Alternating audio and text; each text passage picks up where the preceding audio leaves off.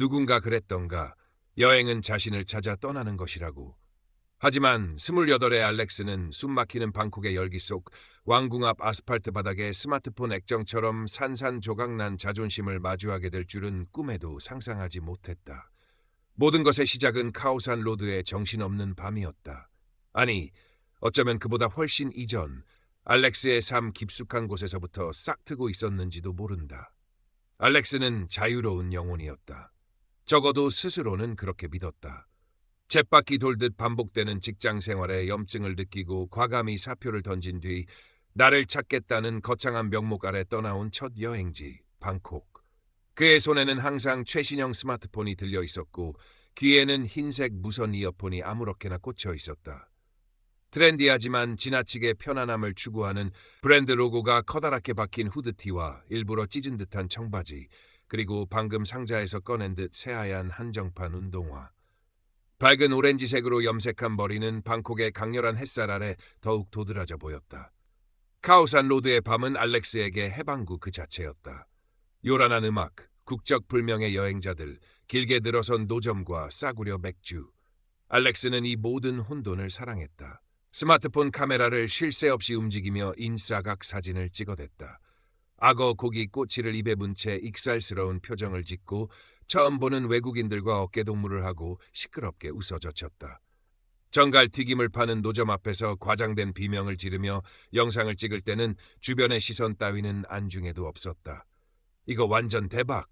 한국에선 절대 못 해볼 경험이지. 알렉스는 연신 감탄사를 터뜨리며 자신의 SNS에 실시간으로 사진과 짧은 영상들을 업로드했다. 좋아요 숫자가 쭉쭉 올라가는 것을 보며 묘한 희열을 느꼈다. 이것이 바로 알렉스가 원했던 삶, 틀에 박힌 일상에서의 완벽한 탈출이었다. 한쪽 구석에서 조용히 팟타이를 먹고 있던 태국인 노부부 뿌라육과 암파이가 알렉스의 요란한 행동에 미간을 살짝 찌푸렸지만 알렉스는 전혀 눈치채지 못했다. 오히려 그들의 시선을 자신을 향한 관심이라 착각하며 더욱 의기양양하게 행동했다. 여행 왔는데 이 정도는 즐겨줘야지 꼰대처럼 굴 필요 없잖아? 혼잣말을 중얼거리며 뿌라윕에게 윙크까지 날렸다.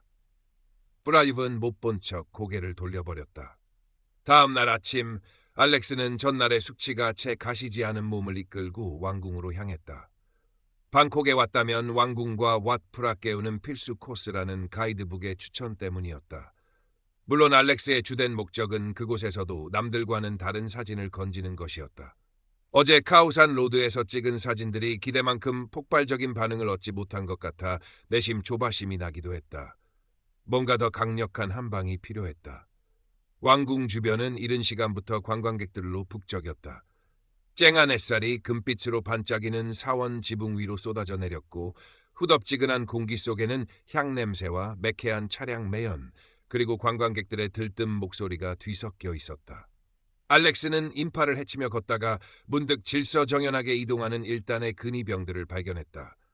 강렬한 붉은색 제복에 높고 검은 모자를 쓴 그들의 모습은 마치 다른 세상에서 온 사람들처럼 비현실적이었다. 와, 대박! 저거다! 알렉스의 눈이 반짝였다. 저 근위병들을 배경으로 독특한 영상을 찍는다면 분명 SNS에서 엄청난 화제가 될 것이라는 확신이 들었다. 다른 관광객들은 대부분 정해진 안전선 뒤에서 조용히 그들의 움직임을 지켜보거나 사진을 찍고 있었지만 알렉스의 생각은 달랐다.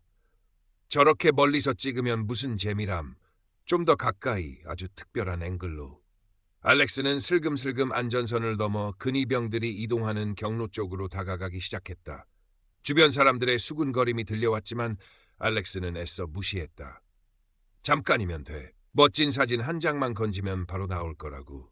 스스로에게 변명하듯 중얼거렸다. 그때 행렬의 가장자리에서 대여를 정비하던 한 근위병이 알렉스를 발견했다. 그의 이름표에는 차클이라고 적혀 있었다. 차클이 근위병은 알렉스에게 다가와 정중하지만 단호한 목소리로 말했다. 처음에는 부드러운 태국어였고 알렉스가 멀뚱히 쳐다보자 짧고 명료한 영어로 바뀌었다. Sir, ma'am, please step back, maintain distance. 선생님, 아가씨, 뒤로 물러나 주십시오. 거리를 유지하세요. 그의 눈빛은 베어스킨 모자 그늘 아래에서도 형형하게 빛나고 있었다. 어떤 감정도 읽을 수 없는 오직 임무에만 집중하는 듯한 눈빛이었다. 알렉스는 순간 당황했지만 이내 특유의 능글맞음으로 상황을 모면하려 했다. 못 알아든 척 어깨를 으쓱하며 환하게 웃어 보였다. 오, 쏘리. 포토, 원더풀. 그리고는 오히려 한 걸음 더 다가가 스마트폰을 들이밀며 근위병과 함께 셀카를 찍으려는 듯한 제스처를 취했다. 차클이 근위병의 미간이 미세하게 좁혀졌지만 그는 더 이상 아무 말 없이 고개를 돌려 자신의 위치로 돌아가려는 듯했다. 튕기기는. 알렉스는 속으로 코웃음을 쳤다. 이 정도 재지에 물러설 알렉스가 아니었다. 오히려 오기가 생겼다. 내가 누군데 이 정도도 못 찍을 줄 알고? 그는 보란듯이 근위병들의 행진 경로 바로 앞으로 다가가 자리를 잡았다. 이제 곧 근위병들이 그의 앞을 지나갈 터였다. 그때를 노려 근위병들이 자신을 스쳐 지나가는 극적인 영상을 찍을 생각이었다. 주변의 웅성거림이 더 커졌다. 특히 젊은 태국인 커플 핀과 아트는 알렉스의 기행을 처음부터 끝까지 스마트폰으로 촬영하며 자기들끼리 낄낄거리고 있었다. 와, 저 외국인 진짜 대박이다. 깡이 센 거야. 개념이 없는 거야? 핌이 웃음을 참지 못하고 말했다. 유튜브에 올리면 조회수 좀 나오겠는데? 제목은 진상 외국인 관광객 왕궁 근위병에게 참교육 당하다. 어때? 아트가 맞장구를 쳤다. 그들의 대화는 알렉스의 귀에도 어렴풋이 들려왔지만 알렉스는 오히려 그들의 시선을 즐기는 듯했다. 그래, 마음껏 찍어라. 곧 너희들은 내 영상의 엑스트라가 될 테니. 프라육과 안파이 노부부는 멀찌감치 서서 안타까운 표정으로 알렉스를 지켜보고 있었다. 안파이가 프라디웁의 팔을 잡으며 작은 목소리로 속삭였다. 여보, 저 젊은이 좀 위험해 보이는데 누가 말려야 하는 거 아니에요? 프라윕은 그저 말없이 고개를 저을 뿐이었다. 저런 종류의 무모함은 말린다고 될 일이 아니라는 것을 오랜 경험으로 알고 있었다. 드디어 근위병들이 움직이기 시작했다. 절도 있고 위험 있는 발걸음. 그들의 행진은 마치 하나의 거대한 기계가 움직이는 것처럼 정확하고 빈틈없어 보였다. 알렉스는 심장이 두근거리는 것을 느꼈다. 스마트폰의 녹화 버튼을 누르고 가장 극적인 순간을 포착하기 위해 숨을 죽였다. 바로 그때 대열의 선두에 섰던 차크리 근위병이 다시 한번 알렉스를 향해 소리쳤다. 이번에는 경고라기보다는 최후 통첩에 가까운 낮고 위압적인 목소리였다. Move back, now!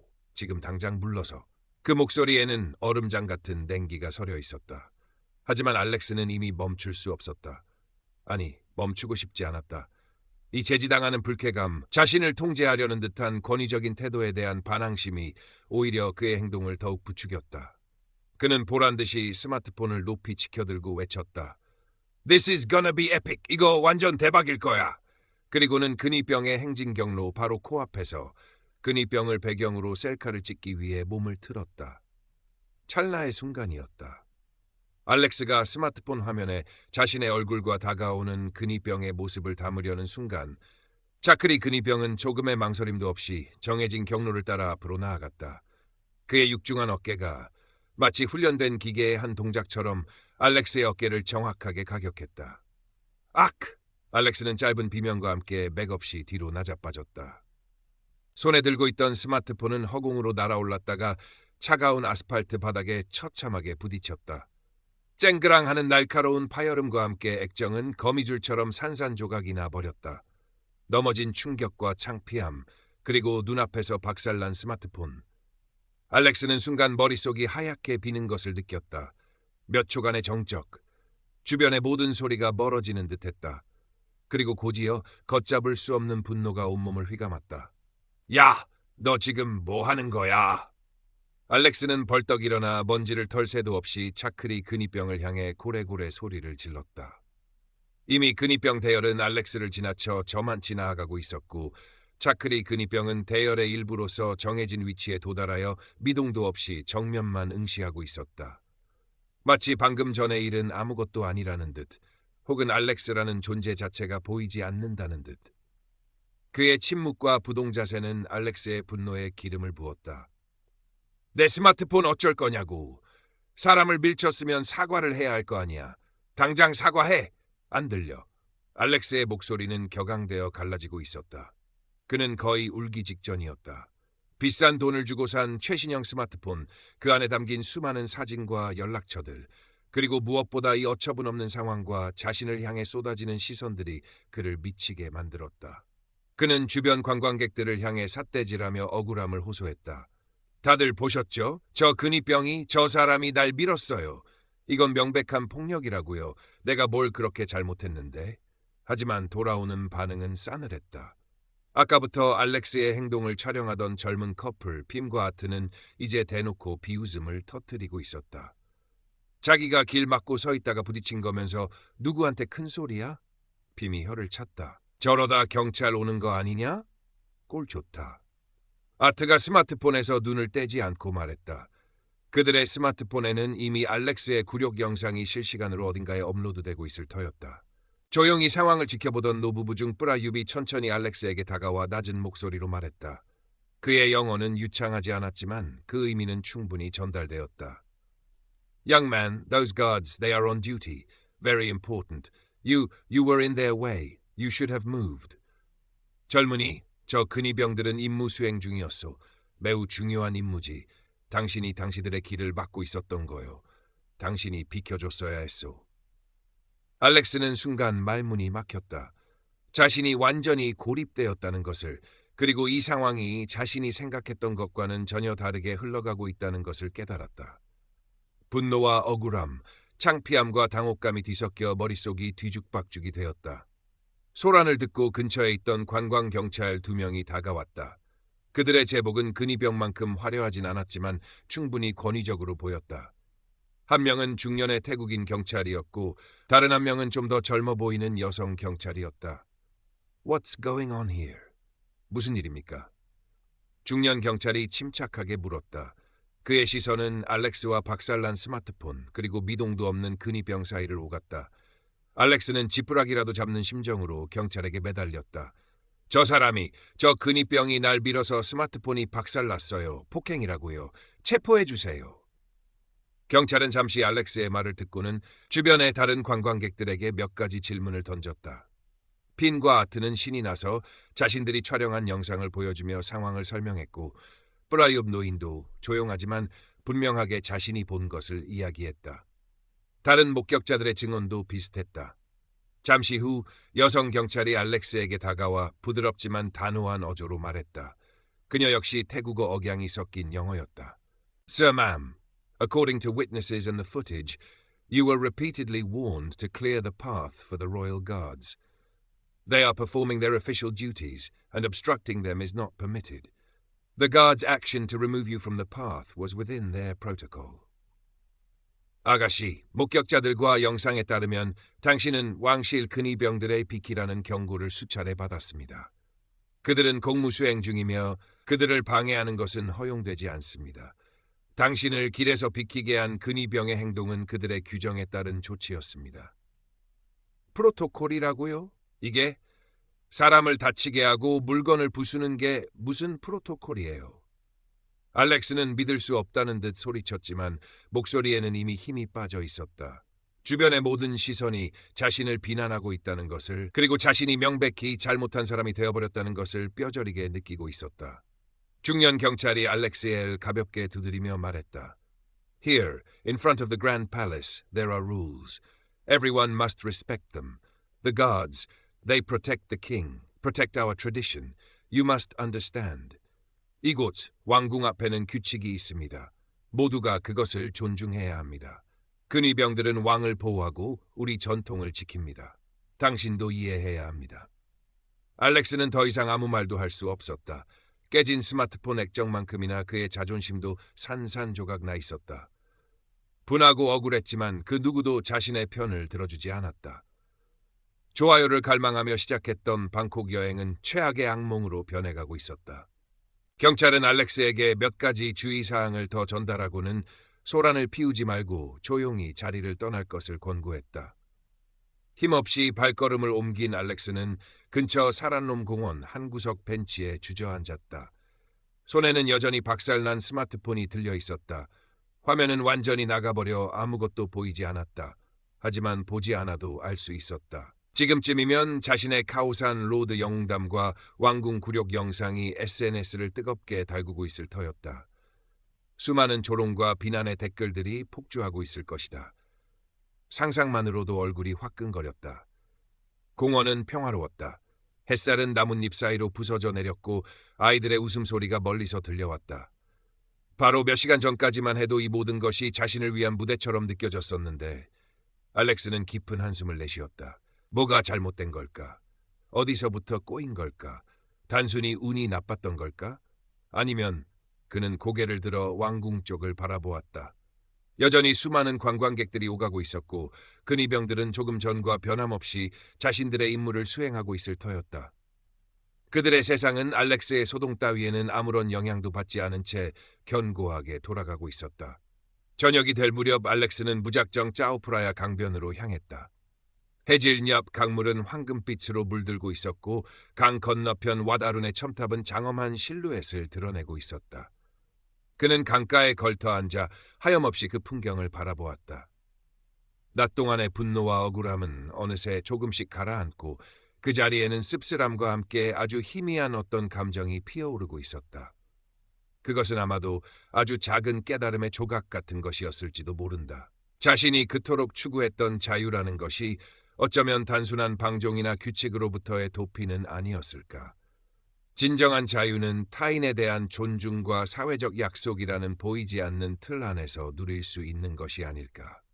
자신이 그토록 하찮게 여겼던 그 틀이라는 것이 사실은 이 거대한 도시와 수많은 사람들을 지탱하고 있는 보이지 않는 기둥이었을지도 모른다는 생각. 웅장하게 울려 퍼지는 왓아룬의 저녁 종소리가 강물을 따라 은은하게 퍼져나갔다. 그 종소리는 마치 알렉스의 마음속 깊은 곳을 두드리는 듯했다. 깨진 스마트폰은 여전히 그의 주머니 속에서 차갑게 식어가고 있었지만 그의 마음속에는 이전과는 다른 아주 작은 온기가 번지고 있는 것 같았다. 방콕에서의 첫날 밤 카오산 로드에서 그가 느꼈던 해방감은 어쩌면 피상적인 것이었을지 모른다.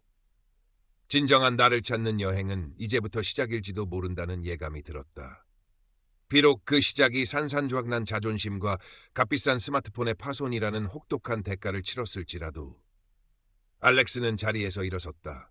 그의 표정에는 여전히 복잡한 감정이 어려 있었지만 그 속에는 아주 희미하게나마 이전에는 없던 어떤 결의 같은 것이 비치고 있었다.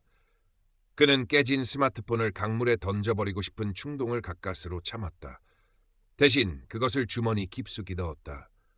어쩌면 이것이 이번 여행에서 얻은 가장 값비싼 기념품이 될지도 몰랐다. 잊고 싶지만 결코 잊어서는 안 될. 멀리 왕궁의 불빛이 하나둘씩 켜지기 시작했다. 자크리 근위병은 지금도 그 어딘가에서 변함없이 자신의 자리에